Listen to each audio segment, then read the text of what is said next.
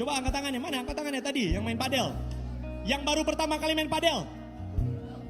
Baru 2 kali? Siapa? Evelyn, kamu awas kamu gak datang ya. Oke guys, sekarang saya mau mengajak saudara untuk bangkit berdiri, yang di lantai 2 juga, yang di YouTube boleh juga berdiri. Karena kita bukan hanya mau mendengar khotbah malam hari ini, tetapi kita juga mau mengapresiasi yang membawa firman di malam hari ini. Dan yang akan membawa firman adalah seseorang yang luar biasa, one of our senior pastor, campus pastor, which is Catherine Fritz. Terima kasih Pujiani, thank you so much. Halo Hillsong Bali. Thank you. Mari kita sama-sama berdoa. Roh Kudus, Engkau beracara di tempat ini Tuhan, hamba-Mu berdoa tidak ada satu orang pun di tempat ini yang akan terlewat dari lawatan Engkau. Biarlah setiap firman yang hamba-Mu sampaikan boleh menjadi benih yang baik yang jatuh di tanah yang subur, yang boleh bertumbuh dan berbuah. Buahnya bukan hanya dinikmati oleh kami saja, tapi orang sekitar kami. Terima kasih di dalam nama Tuhan Yesus. Semua yang percaya, mau katakan amin. Sebelum saudara duduk boleh bilang ke kanan kirinya, udah siap belum?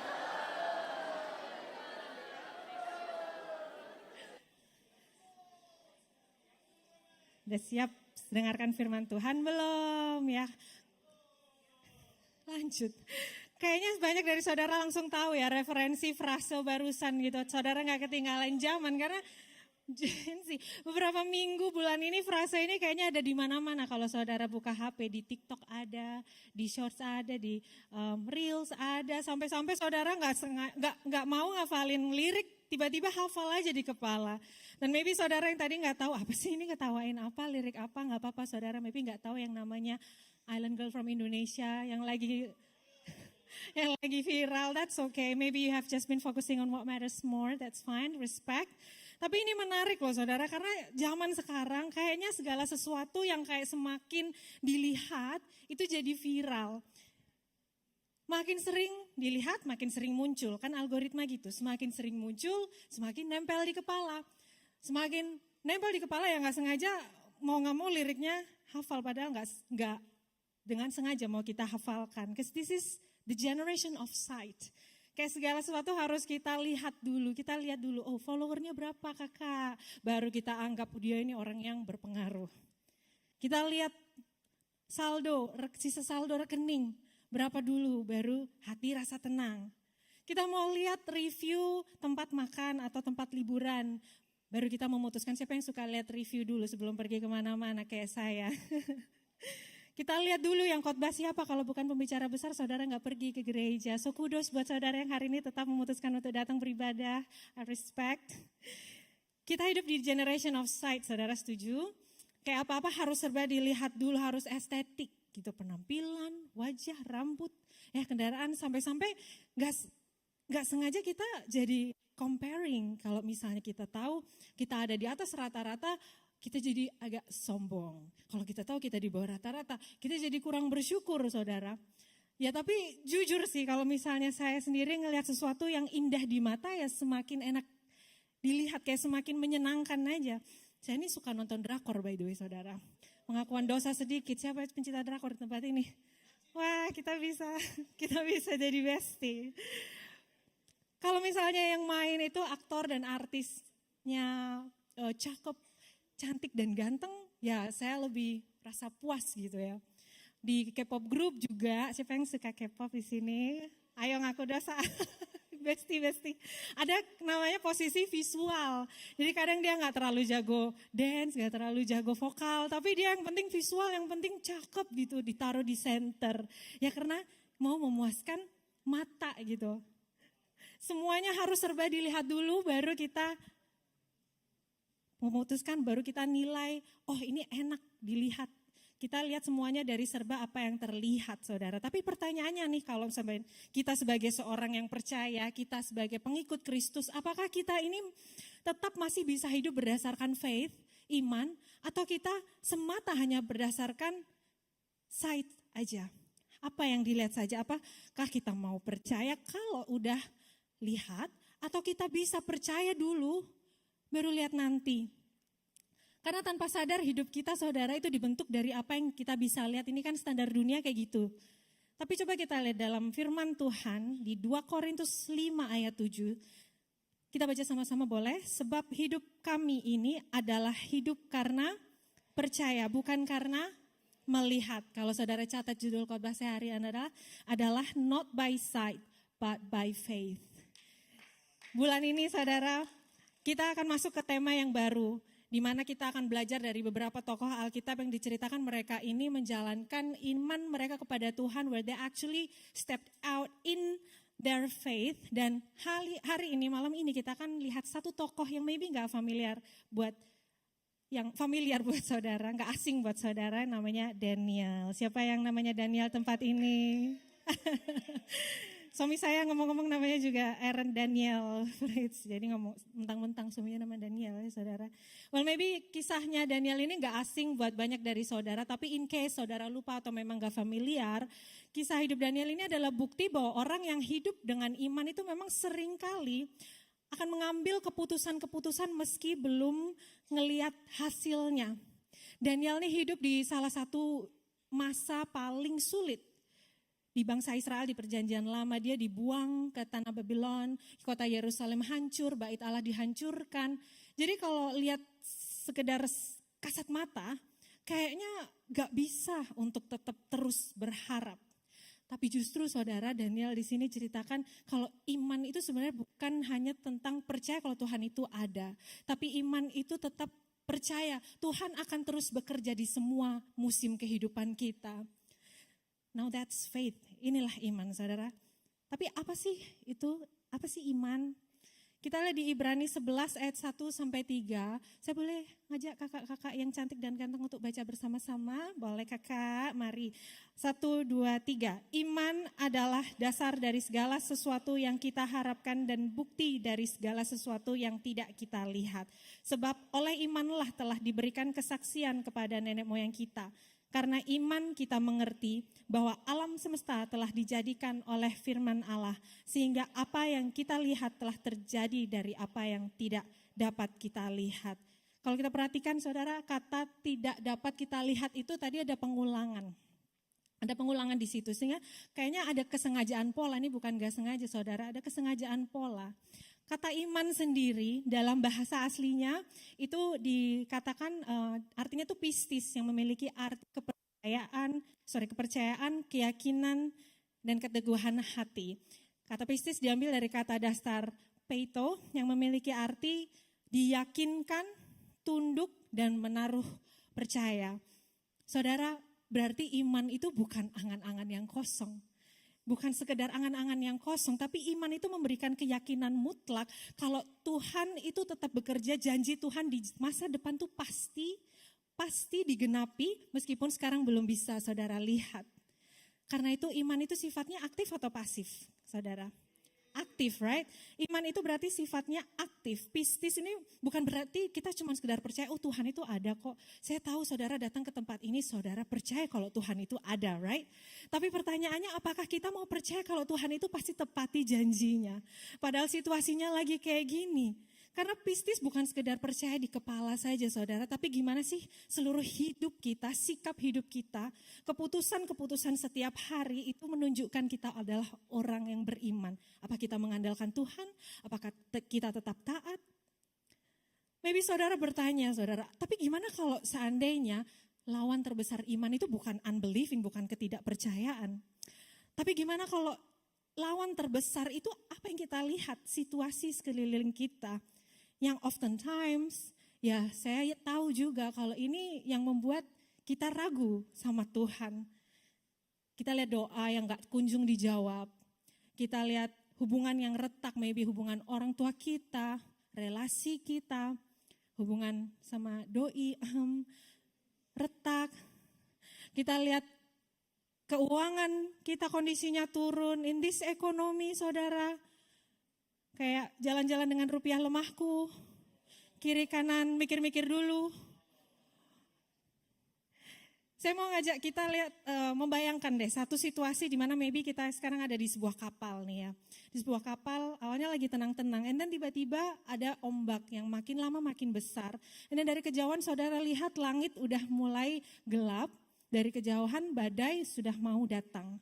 Ada dua orang di situ saudara, satu memperhatikan dengan seksama badai yang akan segera datang. Dia memperhatikan ombak yang semakin besar. Tapi satu orang memperhatikan kompas yang dia pegang. Ombaknya ini saudara nyata atau enggak nyata? Ya nyata, ombaknya ini ada. Tapi yang menentukan arah kompas. Orang yang cuma bisa lihat ombak pasti panik saudara. Tapi orang yang melihat dan fokus sama kompas, dia tahu dia mesti pergi kemana meskipun ombak itu semakin besar. Punya iman itu bukan berarti saudara harus menyangkal ombak yang sedang terjadi. Tapi punya iman itu berarti kita percaya kepada siapa kita berharap dan kemana kita akan pergi. Saya nggak tahu badai hidup apa yang saudara sedang alami sore hari ini. Tapi maybe saudara nggak bisa hindari badai kehidupan tersebut. Tapi pertanyaannya, apa sih kompas kehidupan saudara? Is it pekerjaan saudara, karir? Apakah itu pasangan hidup saudara? Sisa saldo, jumlah followers? Masih tanggal muda nih kakak. Apa cuma lewat aja kayaknya kemarin. Tapi kalau misalnya kita anggap itu adalah kompas kehidupan kita yang akan membuat kita puas sementara, temporary, ya ujung-ujungnya saudara akan tersesat juga. Karena arahnya ini gak kekal, tapi kalau kita tempatkan Tuhan Yesus Kristus menjadi kompas kehidupan kita, yang mutlak saudara percaya akan ada ketenangan, akan ada damai sejahtera yang melebihi pemahaman manusia. Kayak Daniel, dia hidup di tengah badai kerajaan Babylon, kayak yang ada di sekeliling dia itu rasanya kayak gak promising. Tapi dia tetap mau pilih berjalan sesuai dengan kompas imannya sama Tuhan. Dia tahu kalau yang pegang kendali itu Tuhan yang lebih besar dari situasinya. So kita gak perlu fokus sama situationship-nya kita. Kita mau fokus kepada siapa pribadi yang lebih besar dari situasi kita. Amin saudara. Ayat Ibrani tadi itu dilanjutkan dengan beberapa pahlawan iman yang disebutkan. Ada Abraham, ada Habel, Henok, Nuh, Moses dan sebagainya. Dan Daniel ini sebenarnya gak disebutkan secara langsung, tapi dia direferensikan dengan pencapaian terbesarnya, yaitu di ayat 33 menutup mulut singa-singa.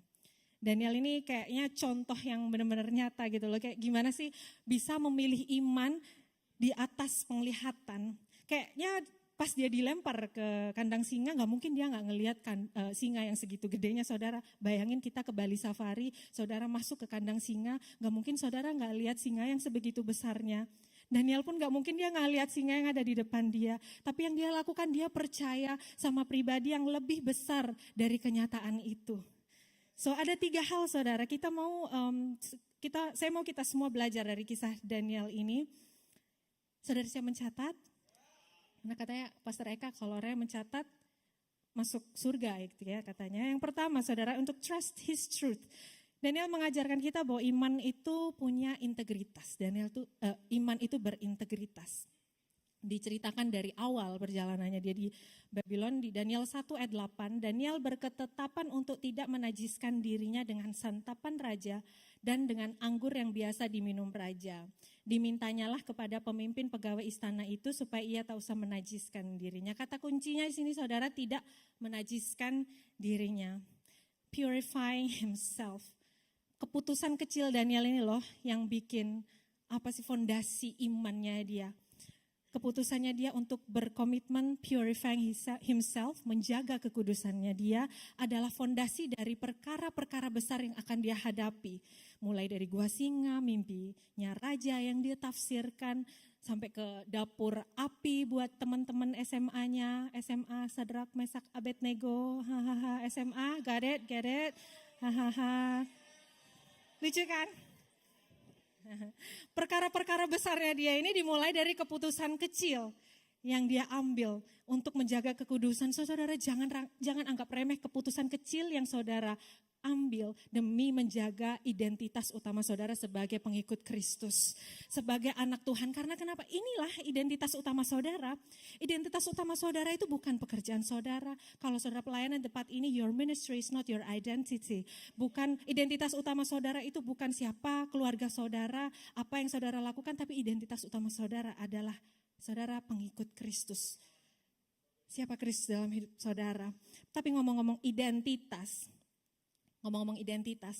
kita balik ke ceritanya Daniel tadi, sebenarnya identitasnya Daniel itu juga udah di-strip away dari dirinya, kayak dia udah dipindahkan dari tanah kelahiran, dari Yerusalem ke Babylon, dia diganti bahasanya dari Hebrew ke Aramaik, diganti namanya dari Daniel ke Belshazzar, diganti pola hidupnya, harus makan makanan raja, makan persembahan berhala, tapi dia tetap mau mempertahankan identitas utamanya sebagai pengikut Tuhan.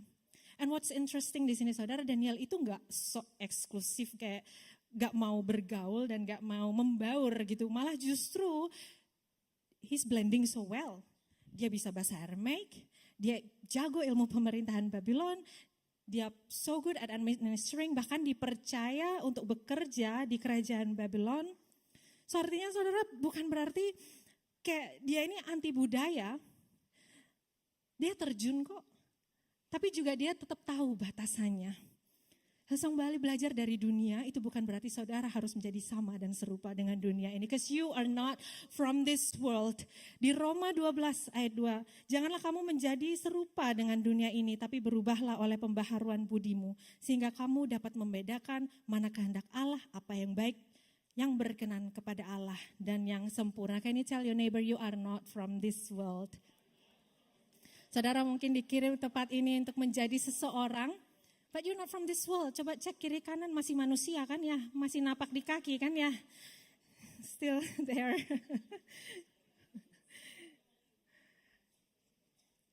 Kita mau jadi orang yang suka ikut-ikutan tren, apa kita mau jadi seorang yang pegang teguh identitas kita sebagai pengikut Kristus yang berintegritas.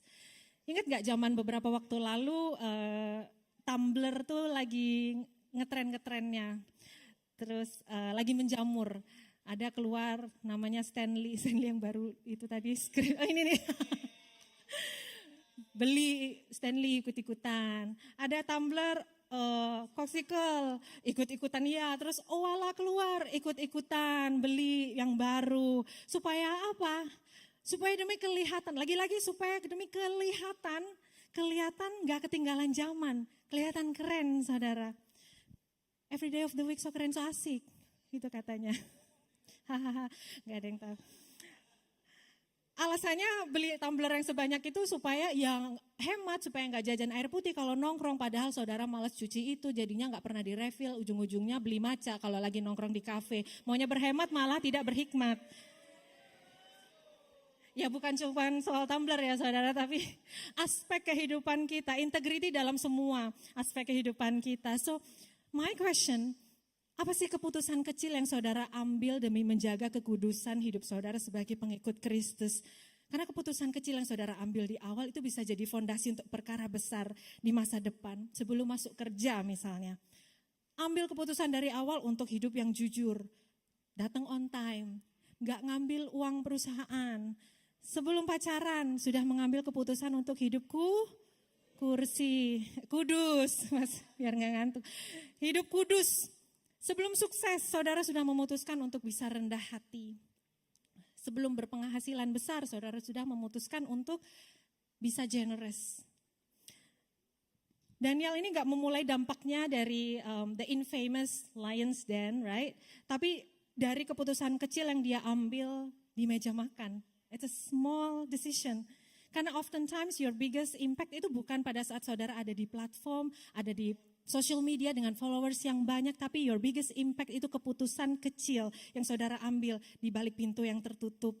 Ketika saudara mau jaga kekudusan hidup saudara, because our reputation is what other people think we are, but our character is what God knows who you are. Siapa karakter saudara di dalam Tuhan? So Hillsong Bali, what you do behind the closed door matters. keputusan-keputusan yang saudara ambil ketika nggak ada orang yang ngelihat, ketika hanya ada saudara dan HP saudara yang kecil atau besar. Itu memutuskan apa sih karakter yang mau saudara bangun. Hal yang kedua yang kita bisa belajar dari Daniel adalah to trust his timing. Karena kita belajar bahwa iman itu juga mengajarkan kita untuk menunggu. Daniel 11 ayat 35 dikatakan sebagian orang bijaksana itu akan jatuh supaya mereka akan dimurnikan, disucikan dan dibersihkan sampai masa akhir. Karena waktu yang sudah ditentukan itu masih lama. Ada 3 proses nih di sini saudara, dimurnikan, lalu disucikan dan dibersihkan. Kita mulai dari yang pertama ya, dimurnikan bahasa aslinya itu letsar. Biasanya Letsarof ini dipakai ketika seorang mau menjelaskan tentang proses pemurnian logam mulia. Emas kayak perak biasanya kan masih ada kotorannya. Saudara tahu bagaimana cara proses pemurnian logam mulia itu? Dibakar dengan api yang terus menerus sampai kotoran-kotorannya ini hilang. Adanya proses api ini saudara, keterlibatan api, apakah ini artinya tukang pandai emas ini lalai dalam menghandle logam mulia tersebut? Enggak kan? Karena itu adalah bagian dari proses yang disengaja. Sampai-sampai ada di poin di mana dia bisa melihat pantulan wajahnya sendiri di logam mulia tersebut. Sampai kotoran tersebut hilang. Adanya api dalam kehidupan saudara saat ini, itu bukan berarti Tuhan sedang lalai. Itu bukan berarti Tuhan sedang meninggalkan saudara. Tapi kadang api itu adalah ternyata bagian dari proses pemurnian saudara. Supaya kotoran-kotoran yang seharusnya nggak nempel di kita ini keluar. Sampai akhirnya saudara bisa melihat pantulan wajah Kristus. Karena tujuan kita satu, serupa dengan Kristus. Proses yang kedua itu dibersihkan, yaitu bahasa aslinya levarer. Dan kata ini biasa dipakai untuk proses milah-milah gandum. Jadi kalau yang gak ada isinya, ya dibiarin terbang. Kalau yang memang mau dipakai, dibiarin tinggal di situ. Oftentimes saudara dalam kehidupan kita itu ada hal-hal yang harus kita tinggalkan, ada hal-hal yang harus kita buang, tapi ada juga yang harus stay. Tapi apa yang harus kita buang? Perhaps itu ego, maybe overthinking saudara. Maybe itu kesombongan, arogansi, bahkan komunitas pun saudara mesti pintar pilah-pilah loh. Kayak siapa sih orang-orang yang saudara izinkan untuk pegang accountability dari kehidupan spiritual saudara? For me it took 7 years untuk understand ini saudara. Dulu saya tuh pernah lock out. Ya loh, saya nih dulu sebagai seorang pengikut Kristus yang radikal dari sejak zaman youth. Saya kalau ada teman saya yang pacaran beda agama, itu saya yang paling frontal. And then kemudian saya yang pacaran beda agama. Aduh direkam lagi ya, tutupin kuping anak saya dong, gak ada di sini. And then saya lock out saudara, saya ikut. Saya salah memilah-milah apa yang tinggal di dalam kehidupan saya dan saya salah memilih siapa yang saya tinggalkan, siapa yang stay dalam kehidupan saya. Saya lock out tapi ujung-ujungnya juga diselingkuin. Salah banget gitu pilah-pilahnya. Padahal mereka waktu itu teman-teman saya udah bilang mendingan jangan deh.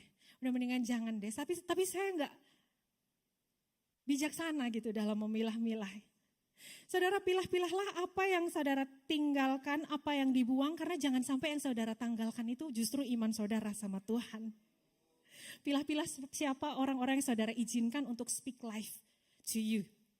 Speak life to you. Karena it matters gitu. Masa depan saudara ditentukan dari siapa yang saudara izinkan ada di sekitar saudara. Proses yang ketiga saudara disucikan atau lelaben. Ini berasal dari kata laban yang artinya kan jadi putih dan biasa dipakai kalau orang mau cuci baju biasanya kayak pakai bleach supaya jadi putih bersih banget gitu. 3 kata di atas ini disucikan, dibersihkan, dimurnikan punya sifat yang sama-sama progresif saudara tapi tujuannya satu. Prosesnya beda-beda tapi tujuannya satu. Gini, Tuhan tuh bisa pakai proses yang berbeda-beda, saya punya proses yang berbeda, saudara punya proses yang berbeda satu dengan yang lain, tapi tujuannya itu sama yaitu untuk membentuk kita. Tujuan ini progresif, saudara tidak bisa membandingkan proses saudara dengan proses orang lain. Semakin saudara serupa dengan Kristus yang penting ke situ arahnya. Minggu lalu Pastor Alfi bilang, kalau misalnya ada satu orang yang hari ini masih jadi bandar narkoba. And then berikutnya dia jadi pemakai, dari -10 ke -8 semakin serupa dengan Kristus enggak? Semakin. Hanya kita nggak perlu membanding-bandingkan progresivitas keserupaan kita sama Kristus satu dengan yang lain. Proses saudara dengan proses orang lain berbeda. Fokus sama diri sendiri, saudara hari ini saya percaya lebih baik dari versi saudara yang kemarin.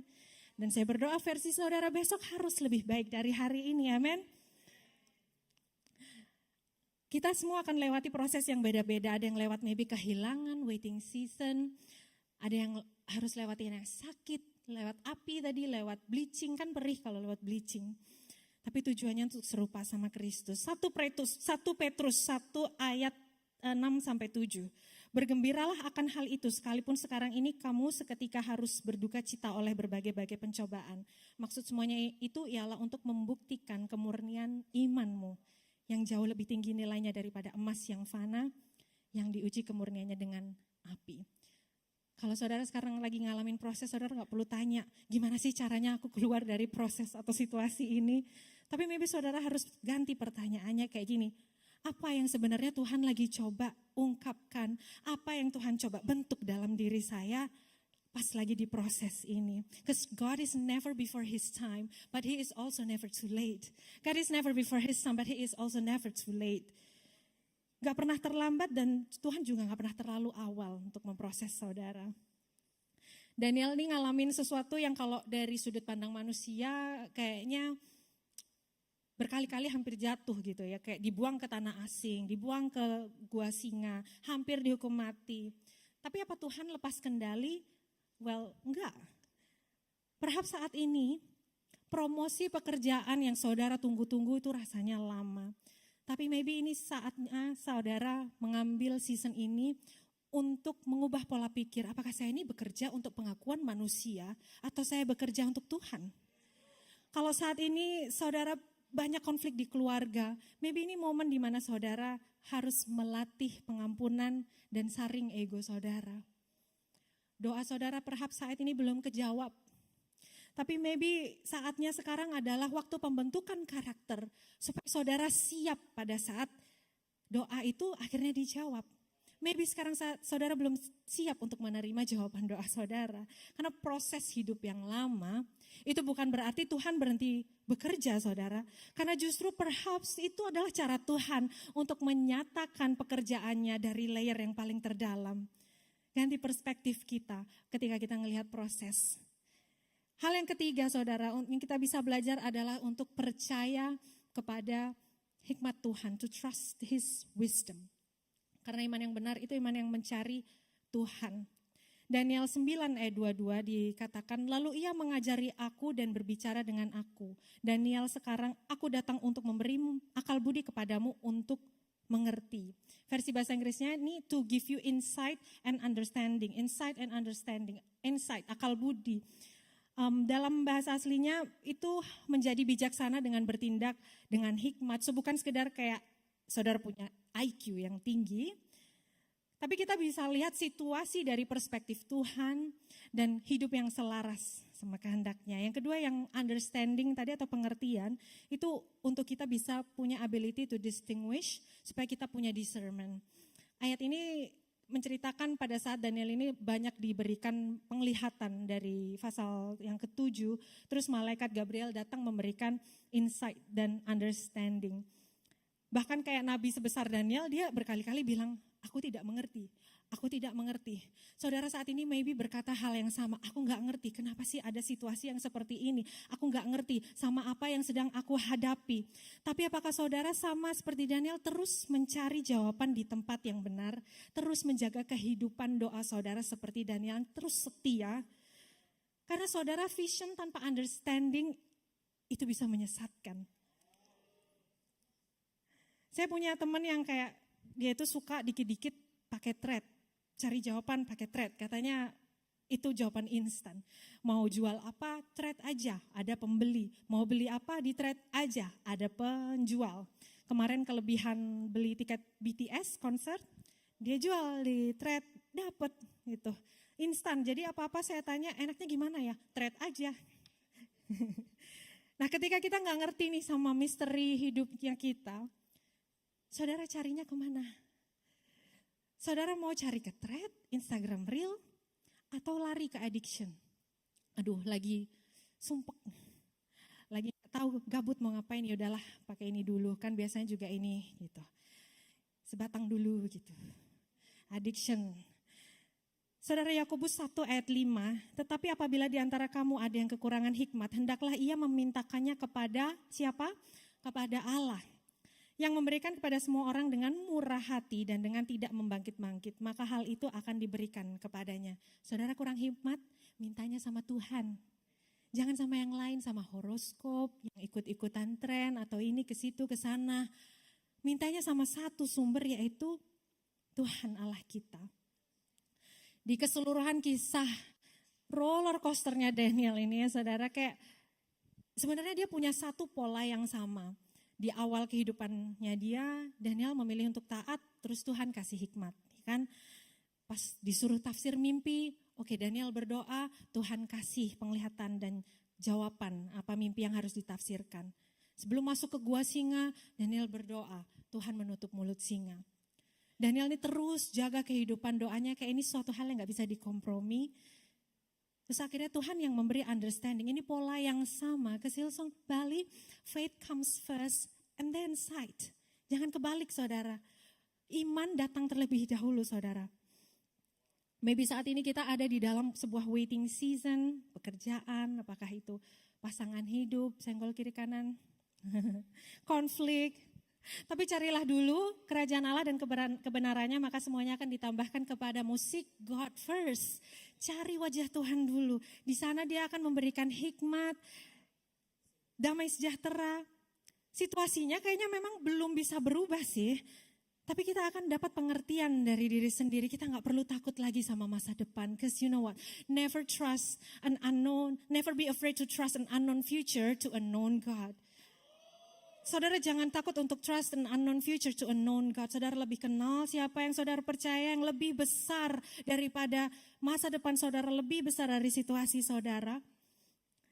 Kita serahkan semua masa depan kita ke tangan yang lebih besar dari situasi kita. Saya akan menutup khotbah saya dengan satu hal ini sambil worship tim saya undang untuk naik atas panggung. Saya ingat satu khotbah Pastor Robert Ferguson di beberapa tahun yang lalu, kurlep dia bilang gini, karena saya cari-cari gak ketemu, ini catatan di otak saya, dia bilang gini, knowledge without wisdom is dangerous, wisdom without love is not really a wisdom. Pengetahuan saudara tanpa godly wisdom itu bahaya, karena hari-hari ini kita semua punya akses yang gampang banget, pakai jempol aja, saudara dapat pengetahuan. Saudara pikir saudara tahu semua isi Alkitab. Saudara berpengetahuan ini dan itu dan ini dan itu. Tapi apakah saudara punya godly wisdom atau worldly wisdom? Godly wisdom sumbernya hanya satu saudara. Karena kalau misalnya kita hanya berpengetahuan tanpa ini, kita hanya bisa jadi sombong, kita hanya bisa memanipulasi. Meanwhile, wisdom tanpa love itu juga sia-sia. Because true wisdom is always relational. Iman, pengharapan, dan kasih. Dan yang terbesar diantaranya ialah kasih. Pinter-pinter di sini. So di sini sumber kasih yang tepat itu kunci.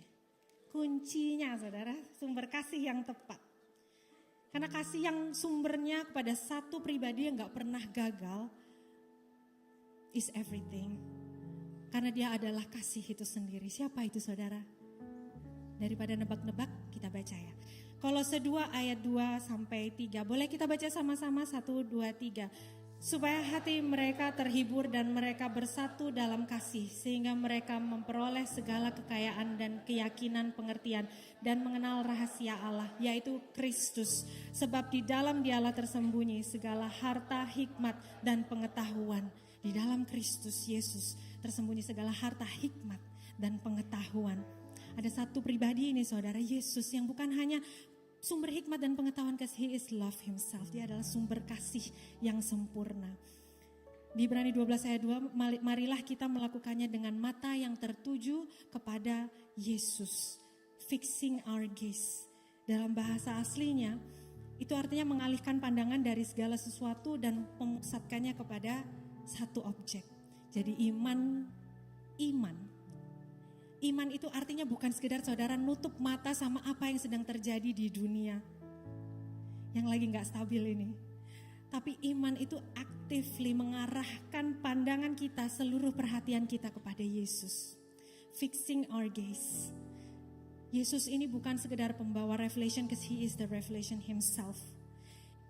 Inilah objek iman kita, saudara. Objek iman kita bukan jawaban doa yang dikasih, pintu mujizat yang terbuka. Objek iman kita adalah Yesus. Siapa yang bersyukur punya Allah seperti Yesus Kristus? Mari kita berikan kemuliaan buat Tuhan kita. Saya undang kita semua untuk bangkit berdiri, Bapak Ibu Saudara. Di kisah Daniel ini kayak diceritakan dia mendapatkan begitu banyak vision. Maybe hari-hari ini saudara bertanya, what is even my vision? I don't even know what is even my vision. Tapi Tuhan Allah kita gak hanya memberikan saudara vision, but He gave you His only Son. Tuhan gak cuman kasih kita visi untuk dipegang, Dia kasih kita anaknya untuk kita ikuti. So this is the good news. Iman itu bukan sekedar apa yang mata kita lihat, tapi iman itu dari seorang pribadi yang sangat mengenal saudara. Seorang pribadi yang sangat mengenal saudara by name even before saudara ditenun di kandungan ibu saudara. Dan hari ini pribadi tersebut begitu rindu untuk memiliki personal relationship sama saudara. Sebentar lagi saudara, sambil worship team akan memimpin kita dalam sebuah momen penyembahan, can I ask you something untuk memiliki sebuah momen pribadi sama Tuhan? This is just between you and God. Saya nggak tahu apa yang saudara saat ini bawa. Mungkin saudara dipimpin oleh situationship yang lagi saudara lihat dengan kasat mata. Tapi pribadi ini begitu rindu untuk saudara serahkan semuanya kepada Dia, to fix your gaze only to Him. Dia begitu rindu untuk punya personal relationship dengan saudara. Gak ada satupun aspek kehidupan kita yang ditutup-tutupi kepada Tuhan. Mari kita sama-sama menyembah Tuhan before I come back untuk pray for some people.